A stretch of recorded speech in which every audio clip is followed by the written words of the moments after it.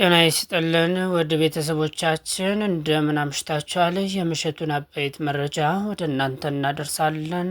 ቤተሰብ በመሆን አብራችሁን ቆዩ።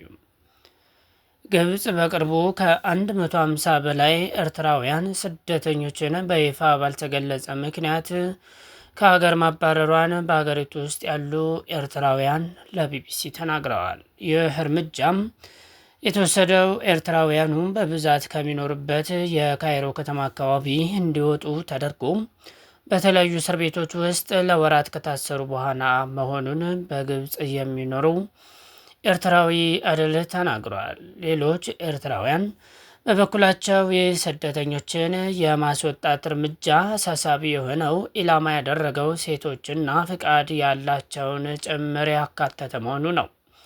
አንዳንዶች ከስራ ቦታቸው ላይ ያሉ ተይዘው መወሰዳቸውን አደል ጨምሮ ተናግረዋል። አደል አክሎም አንዲት ሴት ከስራ ቦታዋ ተይዛ ልጇን ትታ መታሰሯን ገልጾ ልጇ ጓደኞቿ ጋር ለተወሰነ ቀን ከቆየ በኋላ ከግብጽ ልትባረር ትችላለች በሚል ስጋት ጓደኞቿ ልጁን እስር ቤት ድረስ ይዘውላት ቢሄዱም የግብጽ ፖሊሶች ፈቃደኛ ባለመሆናቸው እናትና ልጅ ተለያይተው እንደሚገኙ ተናግሯል።